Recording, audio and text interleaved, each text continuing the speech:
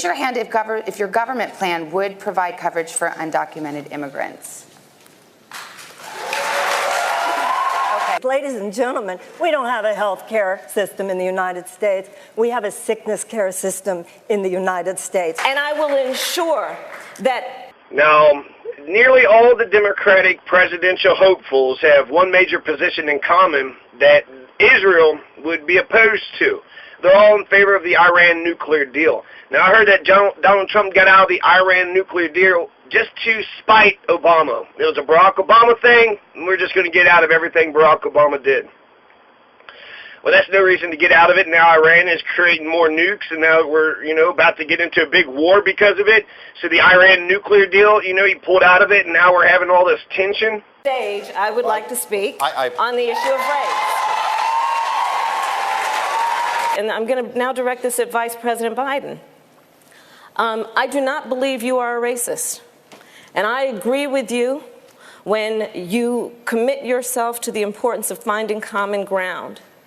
But I also believe, and it's personal, and it was hurtful to hear you talk about the reputations of two United States senators who built their reputations and career on the segregation of race in this country. It's a mischaracterization of my position across the board. I did not praise racist. Do you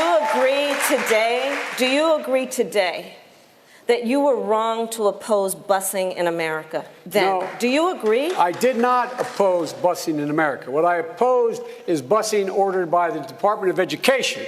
That's what I opposed. Well, there was a failure of state. So they're all in favor of it, including Bernie Sanders. And except for Cory Booker. Cory Booker said he wanted a new Iran nuclear deal because the situation has changed, but the people are the same. But you got the presidential hopefuls. They're all in favor of the Iran nuclear deal, with the Cory Booker exception. Now, on Palestine, you have only 4 candidates out of the 25 that are worthy of listening to. They are great on Palestine. And the 4 people are Bernie Sanders, Mike Gravel, Eric Swalwell, and Seth Moulton, whoever Seth Moulton is. So let's start out with Bernie Sanders, okay? So Bernie Sanders he's going to win, right? He's the inevitable front runner. It's his time. He got cheated last time, so he's been fighting the good fight his entire life. He's actually an Eisenhower Republican. So the Democrats are Republicans. Republicans are batshit crazy. Bernie Sanders is an Eisenhower Republican. So that makes him moderate. And so on Palestine, Israel, Bernie Sanders believes in a 2-state solution, and he's not for a 1-state solution because he wants Israel to be Jewish, forever. And he feels if there's a 1-state solution, it'll have to be secular and democratic, and therefore the Jewish nature, it'll be a secular Israel. So he wants a Jewish Israel, not a secular Israel. So he's in favor of the 2-state solution. Because he's in favor of the 2-state solution, if we're being serious, right, we've been for the 2-state solution forever, but they had the settlements, right? They got the settlements, so they're taking Palestinian land. They just keep on, Netanyahu's talking about annexing the West Bank. So that's not a 2-state solution. The West Bank and Gaza, if, the 2-state solution was enacted, that's the Palestinian territories. That's the Palestinian state. So if they're going to take land from the Palestinian state, they're stealing land. So Bernie Sanders says that is illegal. They need to go back. He also says that the blockade of Gaza needs to be ended. He says the dispute of the borders of the West Bank need to be ended. The Palestinians must, fulfill their responsibilities too. But he's recognizing Palestine and the Palestinian people as actual people, as actually human beings. So he's saying that they must fulfill their responsibilities to end terrorism against Israel and recognize Israel's right to exist. In return, Israelis must end their policy of targeted killings, prevent further Israeli settlements on Palestinian land, and prevent the destruction of the Palestinian homes, businesses, and infrastructure. That's direct quote Bernie Sanders. So he says the bottom line is Israel must have a right to exist in peace and security, just as the Palestinians must have the right to a homeland in which they and they alone control their political system and their economy.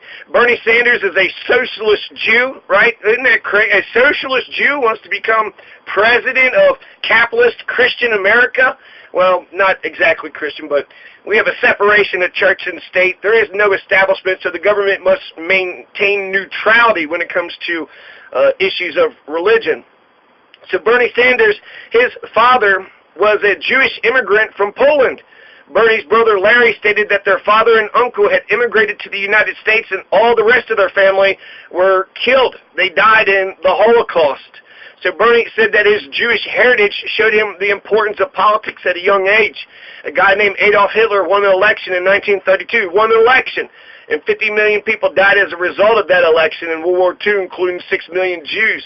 So what Bernie Sanders learned as a little kid is that politics is very important. About immigration in this country, because look at the bottom line here. That tragic photo of that parent, that child, and I'm saying this as a father. Every American should feel that in their heart, and every American should say that is not America. Those are not our values, but we have to get under the skin of why we have this crisis in our system, because we're not being honest. So that's Bernie Sanders on Palestine. He believes in a two-state solution. He recognizes the Palestinian as being actual human beings. So the two-state solution protects a Jewish Israel, and it protects the Palestinians. So he's in favor of the two-state solution. Mike Gravel, he is for a one-state solution. So in a piece for Mondoise, this is just June 19th, 2019, Mike Gravel said this: "The two-state solution is dead, and we have killed it. The signs of its expiration are all around us. More than 500,000 Israeli settlers live illegally in Palestinian territory, and it would be politically and logistically impossible for them to be removed peacefully. The increasingly entrenched Israeli hard right, led by toxic figures like Ayelet Shaked and Naftali Bennett, openly advocates annexing Area C, which constitutes most of the West Bank." That's what Netanyahu's talking about, taking over the West Bank. That's the Palestinians. It is also apparent that a two-state solution would likely not be worth the bloodshed and chaos it would cause, so why keep up the charade? The most obvious and humane path forward is the creation of a secular, democratic, binational state with equal rights for all. That is the model the U.S. government, with its partners in the region, should work toward and publicly highlight as the ideal outcome. This, like any real solution, would disappoint many, both those who want an official Palestinian national homeland and those who want an official Jewish homeland. But it's necessary. So instead of having a Jewish nation next to a Palestinian nation, country, he wants a secular, democratic, binational state. So separation between church and state, just like in America, the freedom of religion, so it's not a theocracy, and they maintain their neutrality when it comes to issues of religion. So I don't think it actually, Bernie Sanders says that it will lose its Jewish flavor or its character. Israel's going to have the Jewish flavor to the end of time. If Israel actually does get their shit together and let's say they do, the best ideal outcome, Mike Gravel is correct, getting a secular, democratic, binational state with equal rights for everybody is absolutely the best outcome. So they keep taking it because they say, oh, that's theirs. Well, if you take the Palestinians into your country, you're going to have to get them, voting rights, and they have, all the political rights that all mankind have. So they have the same freedoms, rights and freedoms, and right to security as every other person in this planet have. So Mike Gravel is correct. I don't think it's going to lose its Jewish character. If anything, the Jewish state showed us the next step. All right? They're not going to just, be for theocracy's sake. They're going to say, you know what? We do need religious tolerance and democracy. We haven't been, governing ourselves correctly. There's 4 massacres. They keep killing thousands of Palestinians, including hundreds of Palestinian babies. Well, just 5 years ago, they killed 551 Palestinian babies. To integrate public schools in America, I was part of the second class to integrate Berkeley, California public schools almost 2 decades after Brown v. Board of Education. Because your city council made that decision. It was a local decision. So that's where the federal government must step in. That's why we have the Voting Rights Act and the Civil Rights Act. why we need to pass the Equality Act. That's why we need to pass the ERA, because there are moments in history where states fail to preserve the civil rights of all people. Who do you want, when that door closes, to be sitting behind that desk? So they cannot, what they're doing to the Palestinian people has got to stop. And so it's either between Mike Gravel's one-state solution or Bernie Sanders' two-state solution. Those are the only two viable options. Those are it. And Israel's already, dug their own grave. You want to put Israeli settlements in the Palestinian state? Okay, well, now it's one country. You're the one that killed the Jewish, theocracy of Israel.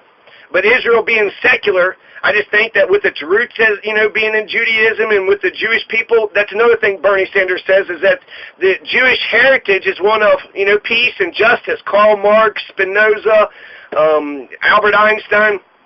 There's a lot of Jewish people that stood up for truth and justice, and, since they could stand up against racism, since the racists have been racist to them, they could show the whole world how to actually behave.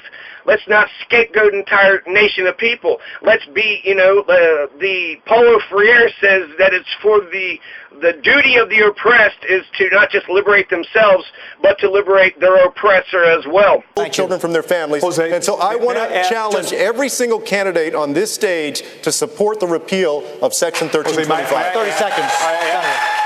As my friend here said, I agree with him on that issue, but folks should understand that the separation of children from families doesn't just go on at our border. It happens in our communities as ICE are ripping away parents from their American children, spouses and the like, and are creating fear in cities all across this country where parents are afraid to even drop their kids off to school or go to work. We must end those policies as well. And so, therefore, the two, solutions is either Mike Gravel's one-state solution or Bernie Sanders' two-state solution. And they have to make a choice, either democracy or the Jewish homeland. 2 states or democracy. What's it going to be, Israel? You got to make a choice. You got to make a choice, or we're just going to invade you and let's just, create, a 51st state over there. They can't run their own shit. The Israelis can't stop murdering all those Palestinian babies, and Palestine has a right to defend themselves. So, you are putting all those Palestinian people in an open-air prison. We need to go liberate the let's get, let's create a Palestine in Montana, and let's go rescue those Palestinian people and put them up in a city in Montana. Plenty of room in Montana. There's only about 100 people in Montana. Fathers and mothers and children are dying while trying to enter the United States of America. We saw that image today that broke our hearts, and they had names. Oscar Martinez and his 23-month-old daughter Valeria died trying to cross the river to ask for asylum in this country. Last month, more than 130,000 migrants were apprehended at the southern border. Secretary Castro, if you were president today, hoy, what would you specifically do? Thank you very much, Jose. I'm very proud that in April I became the first candidate to put forward a comprehensive immigration plan. And we saw those images, watching that image of Oscar and his daughter Valeria is heartbreaking. It should also piss us all off. If I were president today, and it should spur us to action. So let's get the Palestinians, away from the Israelis, because the Israelis just cannot help themselves. They got the occupation, the military checkpoints, they built a wall, they're only giving them a little bit of food, they're not letting any humanitarian aid come in. So they are fucking with the Palestinians hardcore. They have surrounded Palestine and said, you're gonna behave the way we tell you to behave. They're allowed to go into Palestine. Palestine's not allowed to go into Israel. And then Netanyahu even told the Arabs who live in Israel, who are citizens of Israel, to not go vote. So he's a racist. And he also likes Hitler. Netanyahu likes Hitler. Fraction of the cost, and then we would rewrite our immigration laws in our own image. Free dreamers forever from any fear of deportation by making them U.S. citizens here in this country. Invest in solutions in Central America. Work with regional stakeholders so there's no reason to make that 2,000-mile journey to this country. Secretary, I'll give you 30 seconds. Let's be very clear. The reason that they're separating these little children from their families is that they're using Section 1325 of that act which criminalizes coming across the border to incarcerate the parents and then separate them. Some of us on this stage have called to end that section, to terminate it. Some, like Congressman O'Rourke, have not. And I want to challenge all of the candidates to do that. I just think it's a mistake, Bethel. I think it's a mistake. And I think that if you truly want to change the system, then we got to repeal that section. If not, then it might as well be the same policy. Let me get to Eric Swalwell and Seth Moulton. Let's see if they can resolve this two-state versus one-state solution. So right now, I only want to hear Mike Gravel and Bernie Sanders talk about Palestine. So Eric Swalwell, he wants to increase the aid to the Palestinian people. Eric Swalwell wants to fire Jared Kushner on day one. Eric Swalwell says that he would like to see Israel not conduct any further settlements into the West Bank. Well, that's not very strong. He did say he's for the two-state solution, increasing aid to the Palestinian people. He's recognizing Palestine as, people, as human beings. Fired Jared Kushner. He has not done a good job. He's been very one-sided the whole time. And so essentially, that's Eric Swalwell. Eric Swalwell's, pretty good on Palestine and Israel. Eric Swalwell's good on a whole host of issues. So he says, I don't oppose any geographical changes in either region, Israel and the Palestinian area, until we have a two-state solution. So I'd press both sides for the Palestinians to sort out who speaks for them, whether it is the PA or Hamas, and for the Israelis to negotiate and have a partner on the other side to seek that two-state solution. I'm more interested in the future. I'm not going to go back into the past because the future depends on a stable and secure Middle East. It's not one country. I think it is rebuilding trust in the United Nations and understand that we can solve conflicts without war, but with diplomacy. Senator Harris. All the members of the NATO alliance. Senator Gillibrand. President Trump is hell-bent on starting a war with Iran. My first act will be to engage Iran to stabilize the Middle East and make sure we do not start an unwanted, never-ending war. Senator Bennett, quickly. Our European allies and every Latin American country that's willing to have a conversation about how to deal with the refugee crisis. And Congressman Swalwell. My first act in foreign policy, we're breaking up with Russia and making up with NATO. Thank you all. Thank you all. We have one last question for Vice President Biden tonight. You have made your decades of experience in foreign policy a pillar of your campaign. But when the time came to say yes or no on one of the most consequential foreign policy decisions of the last century, you voted for the Iraq war. You have since said you regret that vote. But why should voters trust your judgment when it comes to making a decision about taking the country to war the next time? So he's saying we are where we're at now, so let's carry on. So that means what? The settlements are okay? So Bernie Sanders says the settlements are not okay. The settlements are illegal. Therefore, they got to go back. So Mike Gravel says, it's a charade. What are you going to do? Militarily force them to go back? Bernie Sanders says, yes. We are going to militarily force the Israeli settlements who went into Palestine to go back. That is the Palestinian state. Your state is the Israeli state. That's the two-state solution. You want to keep the Jewish state, then you have to recognize a Palestinian state. If you want a secular Israel, then just keep doing what you're doing. That's the ideal situation anyways, to have a secular separation of church and state, and Israel that isn't just Jewish, but also Christian, right? Jerusalem is a homeland for the Christians. Bethlehem is a homeland for the Christians. So Palestine's got Bethlehem, Israel's got Jerusalem. I would much rather Israel be, not just tolerant towards other religions, but even towards people who know the truth, right? And there is no religion is bullshit. So they need to be tolerant for, everybody. Let me respond to this very briefly. Actually, as a member of Congress, I helped to introduce legislation that would ensure that we don't criminalize those who are seeking asylum and refuge in this country. If you're fleeing desperation, then I want to make sure that you're treated with respect. I'm still talking about everybody else. But you're looking at just one small part of this. I'm talking about a comprehensive rewrite of our immigration laws. That's not true. And if we do that, I don't think it's asking too much for people to follow our laws when they come to this country. I'm talking about millions of folks. A lot of folks that are coming are not seeking asylum. A lot of them are undocumented immigrants, right? And you said recently that the reason you didn't want to repeal Section 1325 was because you were concerned about human trafficking and drug trafficking. But let me tell you what, Section 18, Title 18 of the U.S. Code, Title 21, and Title 22 already cover human trafficking. A known smuggler I think that you should do your homework on this issue. If you did your homework on this issue, you would know that we should repeal this section. This is an issue that we should and could be talking about for a long time, and we will for a long time. Can we talk about the conditions as to why people are coming here? Let's let Lester. Because Savannah. I know it's just we could go on. But rather than talk about specific provisions, we really have to talk about why these people are coming to our country and what are we going to do to actually make a difference in these countries. Congressman, you'll get your chance. Let's continue the discussion. Senator Klobuchar. Yes. So Eric Swalwell, pretty good on, Palestine. Now, when it comes to Mike Gravel also points out the power that AIPAC has. So Mike Gravel says that the sheer power of the Israel lobby in the United States is the main hurdle to such a radical departure from traditional blind support for Israel. Thus, the Israel lobby should be restricted as time to free American policy from the shackles of AIPAC, American Israeli Public Affairs Committee, the ZOA, the Zionist Organization of America, and other groups. The first step should be mandating that AIPAC register as a foreign lobby under the Foreign Agents Registration Act, FARA. Yeah, of course, they're a foreign lobby. They should, register under the Foreign Agents Registration Act. Next, the U.S.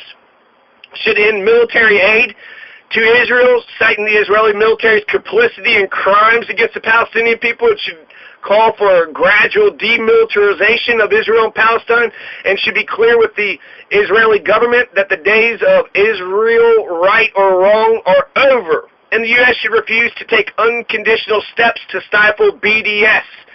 So he's saying that boycott, divest, and sanction is a just fine and dandy, peaceful option. You're allowed to boycott, businesses if you want to, if you don't like what they're doing.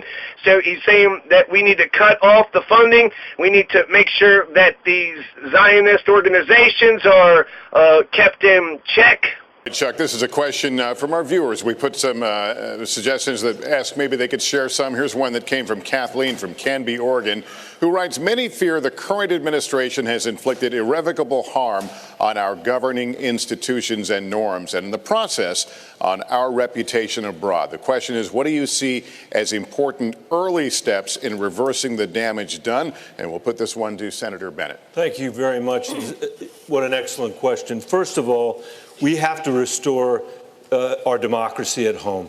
The rest of the world is looking for us for leadership. We have a president who doesn't believe in the rule of law. He doesn't believe in freedom of the press. He doesn't believe in independent judiciary. He believes in the corruption that he's brought to Washington, D.C., and that is what we have to change, and that's why everybody is up here tonight, and I appreciate the fact that they're up here for that reason. So, and he's also saying demilitarizing both of them, and then he's saying that it's time for a mature relationship. This is Mike Gravel. Mike Gravel wants a mature relationship with Israel. Mike Gravel wants free. He wants to be free of the cloying sentimentalities and the tired banalities, such as Israel is the only democracy in the Middle East, Iraq is a democracy in the Middle East, and Israel doesn't want the Arabs to go to the polls. So, I don't think they've made it illegal, but Netanyahu, the president, sitting there like daring, hey, I dare you Arabs, go vote, see what happens. So they got intimidated. They got shit if they went to go vote. So his intimidation, that's the Southern strategy, showed actually that intimidation is, it works. And so, let's see, Israel's the only democracy in the Middle East. Not true, they're not even a democracy. Iraq is a democracy in the Middle East too. And then Mike Gravel says America's wanton indulgence of the whims of Benjamin Netanyahu and his fellow rightists will only redound to the harm of Israelis and Palestinians years down the line. Now, Seth Moulton, some guy's a Democrat, he believes in a two-state solution. I liked what Seth Moulton did. He's a congressman or something. He got some bills passed. So he's not just talking about the situation. He's actually getting bills passed. He's passed legislation.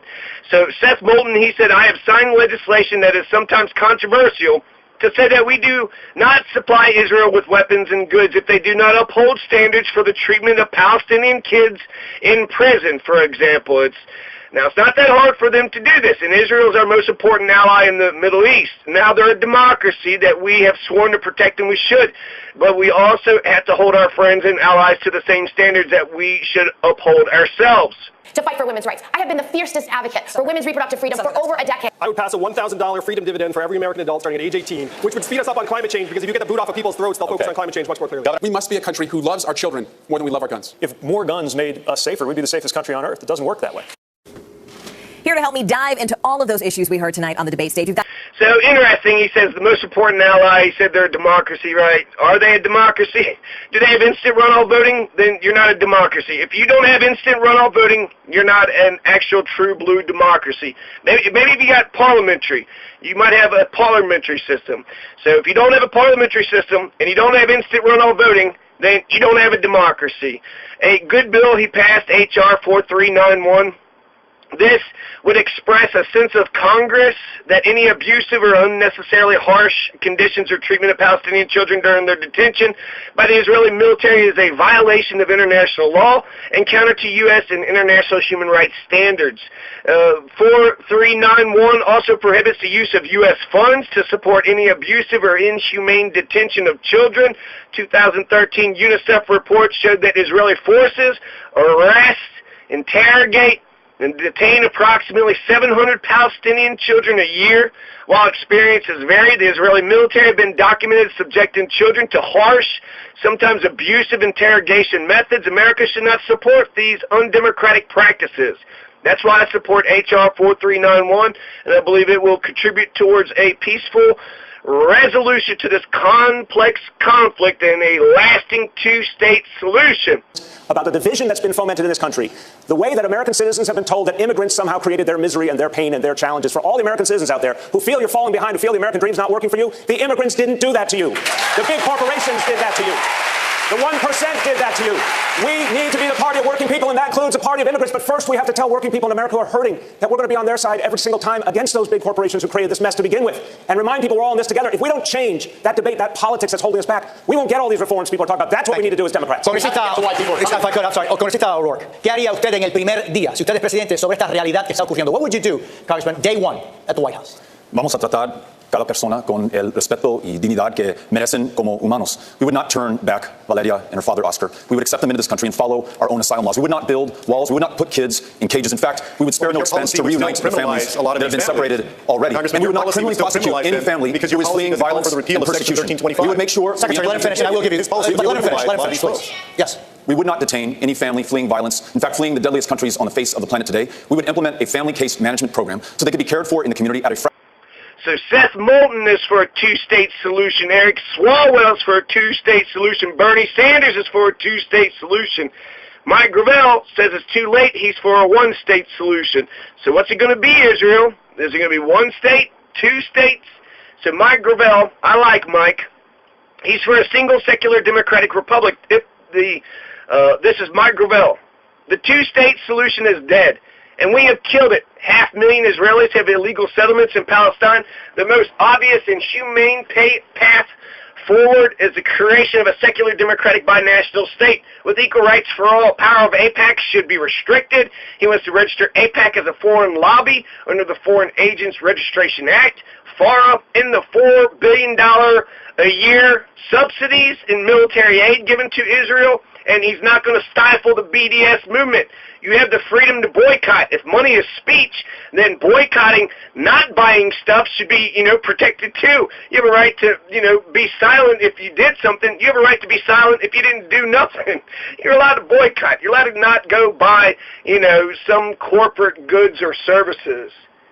Now, Mike Gravel said just a few months ago, during my 12 years in the U.S. Senate, I enjoyed the support of a number of Jewish organizations, most notably the American Israel Public Affairs Committee, AIPAC, the preeminent pro-Israel lobbying organization. For a time, I had a perfect voting record in support of Israel. My political rupture with AIPAC occurred over a vote for military aid to Egypt, Saudi Arabia, and Israel. AIPAC opposed the Saudi and Egypt components of the package, but on this occasion, Sadat's overture to Israel was too significant a factor to go unrecognized. Political positions and decisions within AIPAC were and continue to be profoundly influenced by the Israeli government. The tragedy is that much of the nation's progressive Jewish community defers to Likud-like organizations and too many Jewish donors, as with Christian Zionists, buy into fear-mongering and rationalizations for anti-Palestinian discrimination transmitted from abroad. We welcome refugees into our state. We recognize diversity as a strength. This is how we built America. That tradition is going to continue if I'm president. We're going to switch to another topic now. We've got a lot to get through. My grandfather was actually separated from his family. We're going to talk about Iran right now because we're working against the clock. Tankers have been attacked. A U.S. drone has been shot down. There have been disturbing threats issued by both the U.S. and Iranian leadership. I'd like, if you can, just for a moment, to put aside how you think we may have gotten here. But what I want to know is how you dial it back. So a show of hands, who as president would sign on to the 2015 nuclear deal as it was originally negotiated? That's it. Well, Senator Booker, why not? May I address that? First and foremost, it was a mistake to pull out of that deal. And one of the reasons why we're seeing this hostility now is because Donald Trump is marching us to a far more dangerous situation. Literally, he took us out of the deal, he gave us transparency into their nuclear program, and pushed back a nuclear breakout 10, 20 years. And now we see Iran threatening to go further, and we're being pulled in further and further into this crisis. We need to renegotiate and get back into a deal, but I'm not going to have a primary platform to say unilaterally I'm going to rejoin that deal, because when I'm president of the United States, I'm going to do the best I can to secure this country and that region and make sure that if I have an opportunity to leverage a better deal, I'm going to do it. All right, Senator Klobuchar, I'd like you to answer the question. Now, Bernie Sanders, he says that Gaza is occupied. He says Netanyahu is a reactionary, is a racist, reactionary piece of shit. That's Bernie Sanders. I put a little spice on it, but is planning to annex the West Bank. Netanyahu's a reactionary. He's planning to take over the state of Palestine. The two-state solution must produce a viable Palestinian state based on the 1967 lines. Bernie Sanders. And Jerusalem is the capital. So Jerusalem's the capital of Palestine, capital of Israel, and the 1967 lines is what they got to go back to. Just what Netanyahu rejected and shoved in Barack Obama's face 8 years ago in the White House without any consequences. Bernie Sanders began by saying that anti-Semitism is not an abstract idea to him. Bernie Sanders says, I am Jewish and very proud of my Jewish heritage. His father had immigrated from Poland at the age of 17 to escape discrimination. Those in his family who remained in Poland after Hitler came to power were murdered by the Nazis. Anti-Semitism is not some abstract idea to me. It's very personal. It destroyed a good part of my family. So Hitler killed Bernie Sanders' family. Bernie Sanders' family was killed except for his father and uncle, so only two men came over to the United States of America. Not to Israel, they went to America. And so, and I think that for some people it was the only safe place for them to go. Now America's accepting. America wouldn't accept Anne Frank, which was FDR. What the fuck, FDR? You wasn't going to take Anne Frank in? You said you would negotiate yourself back into the Iranian agreement. Can you argue that nuclear pact, as it was ratified, was a good deal? Yes, it was. It was imperfect, but it was a good deal for that moment. I would have worked to get longer sunset periods, and that's something we could negotiate to get back in the deal. But the point is, Donald Trump told us when he got out of it that he was going to give us a better deal. Those were his words. And now we are a month away from the Iranians, who claim now that they're going to blow the caps on enriching uranium. And the Iranians have told us this. And so that's where we are right now. He has made us less safe than we were when he became president. So what I would do is negotiate us back into that agreement, is stand with our allies and not give unlimited leverage to China and Russia, which is what he has done. And then, finally, I would make sure that if there is any possibility of a conflict, and we're having this debate in Congress right now, that he comes to Congress for an authorization of military force. I would do that. And this president is literally every single day 10 minutes away from going to war, one tweet away from going to war, and I don't think we should conduct foreign policy in our bathrobe at 5 in the morning, which is what he does. Congresswoman Gabbard, you said you would sign back onto the 2015 deal. Would you insist, though, that it address Iran's support for Hezbollah? Let's deal with the situation where we are, where this president and his chicken hawk cabinet have led us to the brink of war with Iran. I served in the war in Iraq at the height of the war in 2005, a war that took over 4,000 of my brothers and sisters in uniforms' lives. The American people need to understand that this war with Iran would be far more... So, what Bernie Sanders is going to do is he's going to oppose Netanyahu, the right-wing racist piece of shit, and his reactionary policies, and he says that doesn't make him anti-Israel. He loves Israel. He wants Israel to be maintained. He wants Israel to always be a Jewish nation, which is why he's for a two-state solution. So Bernie Sanders says, let me repeat it, I am vigorously opposed to the reactionary, racist, and authoritarian policies of Donald Trump. That does not make me anti-American, and I am not anti-Israel because I oppose Netanyahu's policies. So he's pointing out that the poverty in the Gaza Strip is rampant. He says 53% of the people are unemployed. During America's Great Depression, the unemployment levels hit 25%. So that's when, shit hit the fan, when we had a 25% unemployment rate. There's a 53% unemployment rate in Gaza. in, I guess, the West Bank. The number of unemployed is even higher for young people, which actually, why do we expect the young people to have jobs? They're in school. They go to school for 40 hours a day. So it's like, hey, you went to school, how come you don't have a job? What do you mean? That is my job. I'm, learning goddamn math and shit. 99% of the residents cannot leave that area. So none of them can leave. They're all stuck in this open-air concentration camp, this open-air prison, blockade, military occupation, military checkpoints. There's a wall. Nobody can send any humanitarian aid in. They're counting every calorie that goes in, so they're only giving them enough food to where they can just barely survive. More than half of them don't have jobs. Poverty is rampant, and, nobody can leave. So Bernie Sanders, he says, the truth is that the parameters of a solution are well known. They are based in international law. They are based in multiple United Nations Security Council resolutions, and they're supported by an overwhelmingly international consensus. 2 states based on the 1967 lines with Jerusalem as the capital of both states. Unfortunately, Netanyahu, they seem to want a future where Israel controls the entire territory between the Mediterranean Sea and the Jordan River in perpetuity, and the Palestinians receive limited autonomy within a disconnected series of communities. That's not an acceptable outcome for anybody who supports the security, freedom, and self-determination of both peoples, as I, Bernie Sanders, strongly do. He closes by explaining that Jewish history gives Jews a special role to play in fighting intolerance and injustice. More devastating, far more costly than anything that we ever saw in Iraq. It would take many more lives. It would exacerbate the refugee crisis, and it wouldn't be just contained within Iran. This would turn into a regional war. This is why it's so important that every one of us, every single American, stand up and say no war with Iran. We need to get back into the Iran nuclear agreement, and we need to negotiate how we can improve it. It was an imperfect deal. There are issues like their missile development that needs to be addressed. We can do both simultaneously to prevent Iran from developing a nuclear weapon and preventing us from going to war. There's a very quick follow-up, but what would your red line be for military action against Iran? Look, obviously, if there was an attack against our troops, then there would have to be a response. But my point is, and it's important for us to recognize this, is Donald Trump and his cabinet, Mike Pompeo, John Bolton, and others, are creating a situation that just a spark would light off a war with Iran, which is incredibly dangerous. That's why we need to de-escalate tensions. Trump needs to get back into the Iran nuclear deal and swallow his pride. Put the American people first. All right, we are out of time. We're up against a hard break, but we will.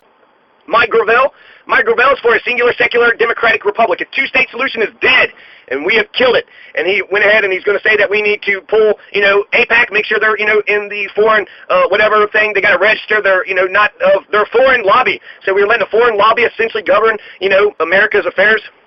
So AIPAC needs to be checked. He wants to cut the $4 billion off. He wants the BDS movement to, just do BDS things, not to stifle it. He's in favor of free speech. He wants a mature relationship for Israel and America. Now, he's sick of how America has given uncritical support of the Likud, Likud government of Israel. So Mike Gravel, he says that the Likud government of Israel has enacted racist apartheid-style policies designed to disenfranchise Palestinians' American leadership. Both Democratic and Republican has watched both approvingly and passively as Israel illegally annexed Palestinian land, encroaching further encroachment for billions of dollars in military aid, the placement of the American embassy in Jerusalem, and the recognition of the Golan Heights as Israeli territory. Groups like AIPAC wield too much power, just like Representative Ilhan Omar and mainstream experts like Professor Stephen Walt and John J. Merschmeyer says, and they've highlighted for more than a decade. It's time to craft a foreign policy independent of undue influence by the Israel lobby and to stop turning a blind eye to the injustices of the occupation. So he wants a mature, nonpartisan relationship with Israel. He wants to end the military aid to Israel. He refuses to support laws that stifle the BDS movement, like Amy Klobuchar. Amy Klobuchar says you're not allowed to boycott Israel. So America, you've been deprived of your freedom to boycott Israel. You should just boycott Israel just because a law was passed, or she voted for the law. I don't know if it was passed, but if it did pass, you should just boycott it just to say we have the right to do this. We're Americans. That's definitely a freedom of speech thing. I have to buy your goods. I do not have to buy your goods. Recognize Palestinian statehood or call for a plural state in which Israelis and Palestinians all enjoy equal and full rights, in accordance with the Universal Declaration of Human Rights. So Mike Gravel says, let's listen to the Universal Declaration of Human Rights. If we cannot get a 2-state solution with Palestine and Israel, then we need a 1-state solution. And he's absolutely right. But in addition to diversity, in terms of having more women, more people from the LGBT community, we also have to do something else. And that is, we have to ask ourselves a simple question. And that, how come today the worker in the middle of our economy is making no more money than he or she made 45 years ago, and that in the last 30 years, the top 1% has seen a $21 trillion increase in their wealth? We need a party that is diverse, but we need a party that has the guts to stand up to the powerful special interest